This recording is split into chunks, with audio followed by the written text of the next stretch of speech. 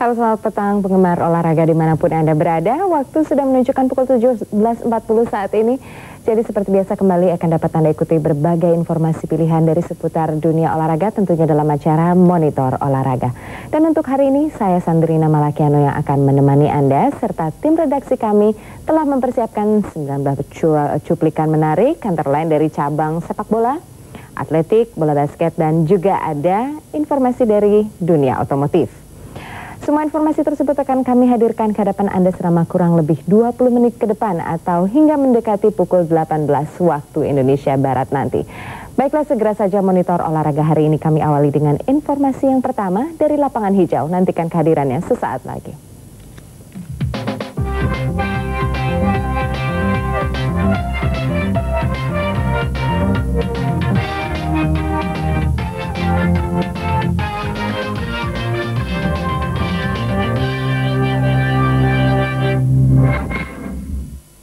Saudara, apabila Anda seorang penggemar olahraga sepak bola, maka kami akan menghadirkan sebuah sajian khusus untuk Anda.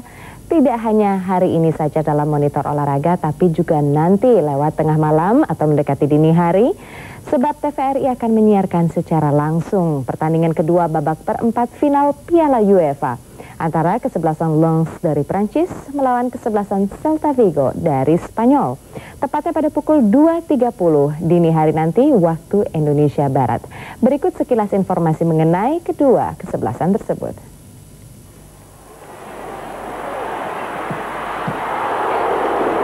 Peluang kesebelasan Lens dan Celta Vigo sama besarnya, mengingat pada pertandingan pertama yang berlangsung di kandang Celta Vigo bermain imbang tanpa gol.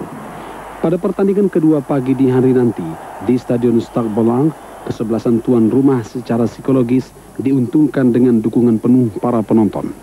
Namun kalau dilihat dari produktivitas gol di kandang lawan, Celta Vigo lebih diunggulkan. Jika pertandingan antara Lens dan Celta Vigo bermain imbang 1-1 atau selebihnya, maka Celta Vigo dipastikan lolos ke babak semifinal.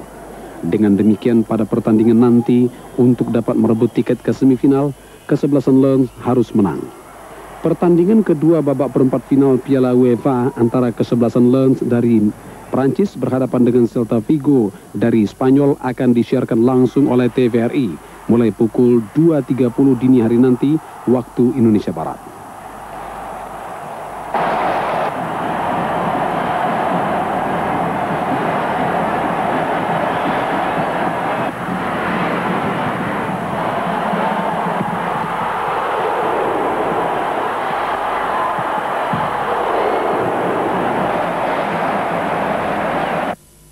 Masih ada satu lagi informasi dari arena sepak bola dunia yang dapat Anda ikuti, namun informasi tersebut akan kami hadirkan ke hadapan Anda nanti mendekati penghujung kebersamaan kita.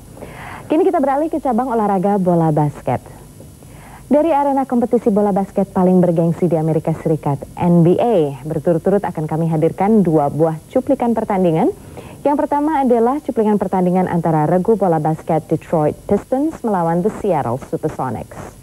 Setelah itu juga dapat Anda ikuti hasil dari pertandingan antara regu bola basket The Philadelphia 76ers saat mereka berhadapan dengan The Toronto Raptors.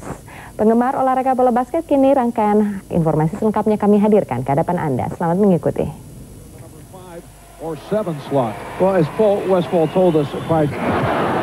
Tim bola basket Detroit Pistons berhasil mengalahkan Seattle Supersonics 190 dalam lanjutan pertandingan Liga Bola Basket NBA yang berlangsung di Seattle. Seattle Supersonics yang mendapat dukungan penuh penonton tuan rumah lebih banyak mengambil inisiatif penyerangan sejak awal kuarter pertama. Kendati sempat tertinggal dengan 17-16, namun dengan motor serangan Vernon Maxwell, Seattle Supersonics bangkit dan menutup kuarter pembukaan dengan skor 26-19.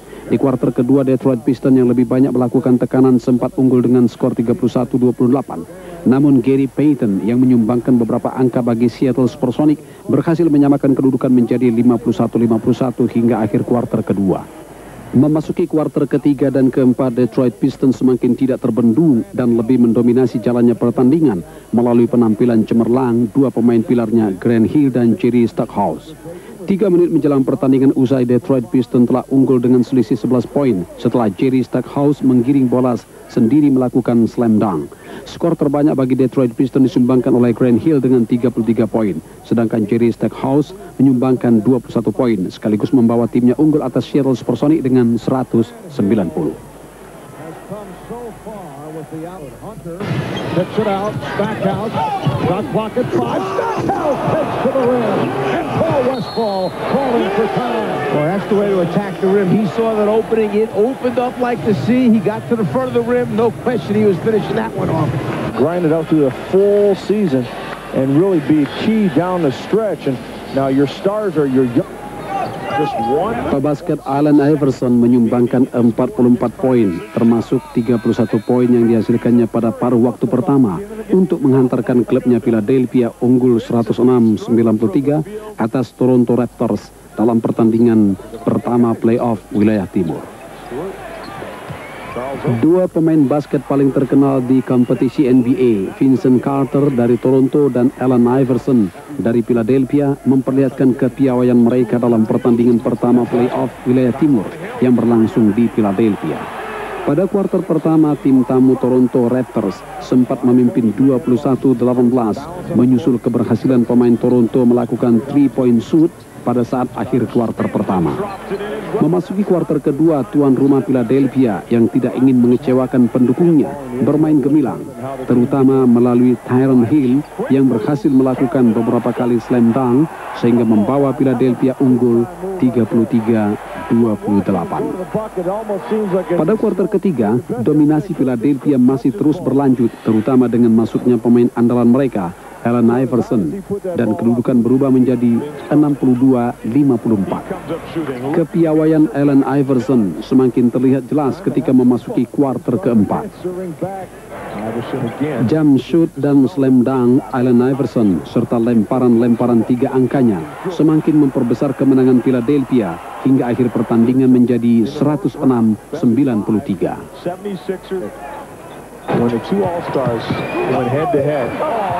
You can't stop that. I don't want to, you don't want to gush over the guy. Plus, and they're 3-3 to bench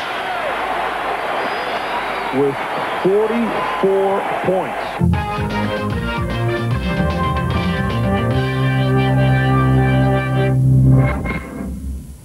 Cabang olahraga selanjutnya yang akan kami hadirkan saat ini adalah atletik. Dan informasinya adalah mengenai kegiatan maupun persiapan yang dilakukan oleh seorang atlet pemegang rekor dunia untuk nomor lari 200 meter dan 400 meter putra. Dia adalah Michael Johnson dari Amerika Serikat, termasuk juga kegiatan jumpa pers yang diadakan di Pretoria menjelang diselenggarakannya kejuaraan dunia atletik Grand Prix yang kedua di Johannesburg pada akhir bulan ini. Selamat mengikuti. Pelari Amerika Serikat Michael Johnson, pemegang rekor dunia 200 dan 400 meter putra, bertekad untuk menciptakan rekor dunia baru pada nomor lari 300 meter pada kejuaraan dunia yang akan berlangsung di Johannesburg, Afrika Selatan. Michael Johnson akan bersaing dengan pelari-pelari tangguh Amerika lainnya. Sebelum mengikuti kejuaraan dunia atletik, Michael Johnson melakukan coaching klinik kepada pelari-pelari muda berbakat Afrika Selatan. Seusai melakukan pengarahan kepada para atletik, Michael Johnson melakukan foto bersama. Dalam pertemuan dengan para wartawan di kota Pretoria, Michael Johnson bertekad untuk dapat memecahkan rekor dunia pada nomor lari 300 meter. Johnson menambahkan, lari pada nomor 300 meter tampaknya tidaklah terlalu sulit karena ia telah berhasil di nomor 400 meter. Ia hanya perlu menyesuaikan diri dengan situasi lari 300 meter. Meskipun demikian, ia tidak menganggap enteng lawan-lawan yang akan dihadapinya, terutama pelari-pelari dari Amerika Serikat lainnya. Rekan senegara Johnson, Kevin Barumskill, yang terakhir kali menciptakan catatan waktu tercepatnya 31,79 detik pada nomor 300 meter tahun lalu, menyatakan rasa optimisnya akan bersaing dengan Johnson untuk memecahkan rekor dunia di nomor 300 meter. Pada perlombaan atletik yang akan berlangsung akhir bulan ini di Johannesburg, Michael Johnson telah mempersiapkan diri jauh hari sebelumnya.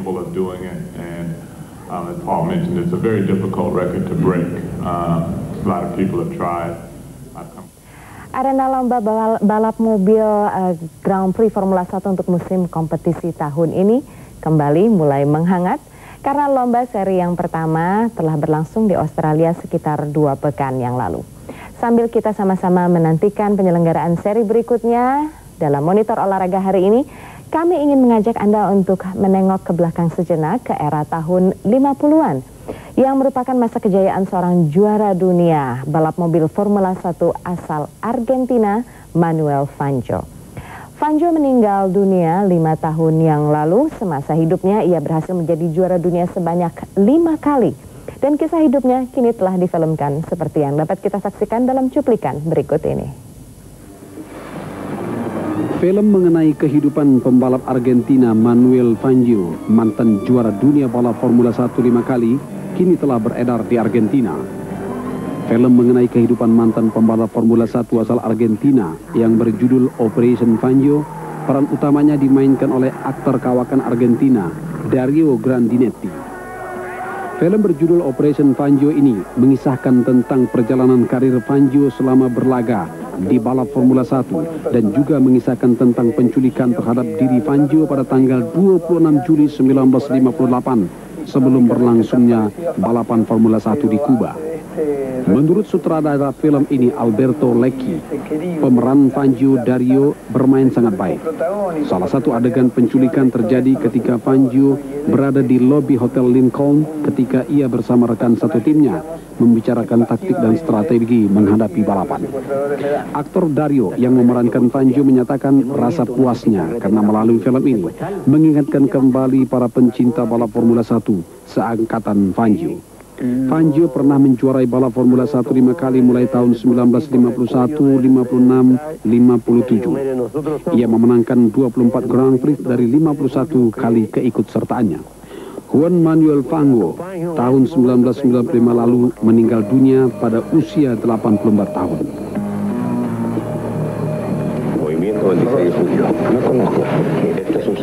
Pemirsa, penyelenggaraan Olimpiade 2000 di Sydney, Australia sudah semakin dekat dan segala bentuk persiapan untuk menyambut datangnya pesta olahraga 4 tahunan tersebut senantiasa dilakukan antara lain oleh Komite Olimpiade Internasional atau IOC. Masalah penggunaan obat-obat terlarang oleh para atlet merupakan salah satu topik yang mendapat perhatian utama. Komite Olimpiade Internasional IOC berjanji akan membahas kembali penggunaan obat-obat terlarang dalam pertemuan mereka di Swiss. Pihak IOC juga mengadakan pertemuan dengan Badan Anti-Doping Dunia WADA. Dalam pertemuan dengan pihak WADA akan dibicarakan tentang penggunaan obat terlarang, khususnya kepada para atlet yang akan mengikuti pesta olahraga dunia Olimpiade Sydney tahun 2000 yang berlangsung bulan September mendatang. Dalam pertemuan IOC dan WADA telah disepakati pengujian anti-doping akan dilakukan mulai bulan April hingga bulan Juni ini. Diperkirakan sekitar 5.000 tes doping akan dilakukan. Dalam upaya tes doping ini, pihak IOC akan mengeluarkan dana sekitar $8 juta. Hal ini dilakukan menurut pengacara IOC asal Kanada, Dick Pound, agar para atlet itu terbebas dari obat terlarang, sehingga jika mereka berprestasi akan menjadi catatan sejarah yang manis bagi mereka sendiri. Sementara itu, Menteri Hukum dan Kepabeanan Australia, Amanda Fastone, menyatakan sangat setuju dengan rencana dari pihak IOC yang bekerja sama dengan WADA dalam memerangi penggunaan obat terlarang bagi para atlet, khususnya para atlet Olimpiade Sydney, Australia. Amanda menambahkan, Australia tidak ingin seorang atlet itu berprestasi namun diiringi dengan penggunaan obat terlarang. Menurut rencana, pihak IOC juga akan melakukan kerjasama dengan FIFA untuk memeriksa para pemain sepak bola yang menggunakan doping. Selamat petang kami ucapkan kepada Anda yang baru saja bergabung bersama kami. Saat ini Anda sedang menyaksikan monitor olahraga yang disiarkan secara langsung dari Studio 10 TVRI Senayan, Jakarta. Dan masih ada 2 buah informasi yang akan kami hadirkan sebelum kami undur diri. Yang berikut ini kembali dari arena sepak bola dunia. Pemirsa, Libya sudah sekitar 10 tahun terisolasi dari arena persepak bolaan internasional Dan tampaknya putra dari Presiden Libya, dia adalah Al-Saadi Gaddafi, tidak menghendaki keadaan terisolasi ini terus berlanjut tentunya. Dan kita ikuti bersama kini apa saja usaha yang dilakukan oleh Al-Saadi Gaddafi agar dunia persepak bolaan Libya kembali menjadi cerah.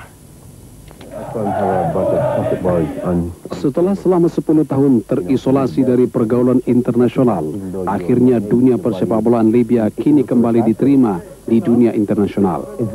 Harapan dunia persepak bolaan Libya kembali cerah ini setelah anak Presiden Libya melakukan pendekatan ke badan persepak bolaan di dunia internasional. Anak Presiden Libya Al-Saadi Gaddafi yang juga sebagai Presiden Federasi Sepak Bola Libya berambisi untuk membawa dunia persepak bolaan Libya kembali cerah, khususnya di kawasan benua Afrika. Catatan prestasi persepak bolaan Libya tidaklah terlalu buruk di kawasan benua Afrika. Dari 20 kali pertandingan internasional mereka, hanya 2 kali mengalami kekalahan di kawasan Afrika dan di Timur Tengah. Al-Saadi Gaddafi, putra Presiden Libya berusia 26 tahun, selama ini bersama Ben Johnson, pelari asal Kanada, sebagai pelatih pribadinya. Al-Saadi selain sebagai ketua Federasi Sepak Bola Libya, ia juga berambisi menjadi atlet atletik Libya. Menurut Ben Johnson, putra Presiden Libya Al-Saadi Gaddafi berpeluang besar untuk menjadi pelari jarak pendek 100 meter yang handal di kawasan Afrika. Al-Saadi berambisi untuk membukukan catatan waktu di bawah 11 detik pada nomor sprint 100 meter. Tidak terasa waktu terus melaju dan kita sudah tiba pada mata acara atau informasi yang terakhir untuk hari ini. Informasi tersebut kami pilihkan khusus untuk Anda dari cabang olahraga berkuda. Tepatnya dari arena lomba ketahanan berkuda yang berlangsung di Dubai, Uni Emirat Arab. Berikut informasi selengkapnya.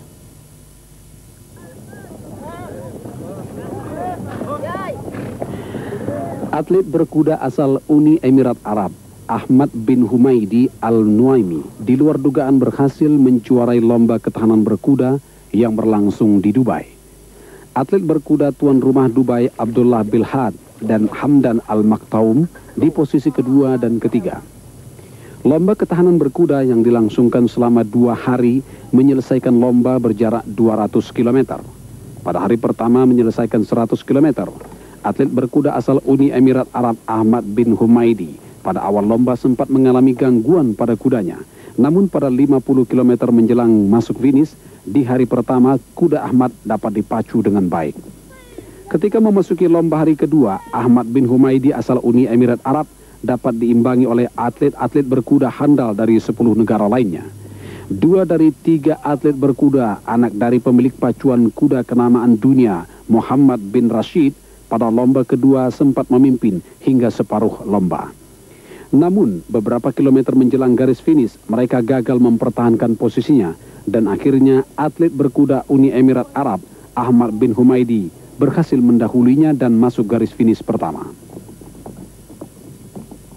Dengan berakhirnya informasi tadi, maka seluruh informasi yang dipersiapkan tim redaksi kami telah kami hadirkan ke hadapan Anda. Namun sebelum kami undur diri, kembali kami ingatkan kepada Anda, khususnya Anda penggemar olahraga sepak bola, bahwa TVRI akan menyiarkan secara langsung pertandingan kedua babak perempat final Piala UEFA antara kesebelasan Lens dari Perancis melawan kesebelasan Celta Vigo dari Spanyol. Siaran langsungnya tersebut dapat Anda ikuti tepatnya pada pukul 2.30 dini hari nanti waktu Indonesia Barat. Akhir kata, saya Sandrina Malakiano beserta seluruh kerabat kerja yang bertugas mengucapkan terima kasih banyak.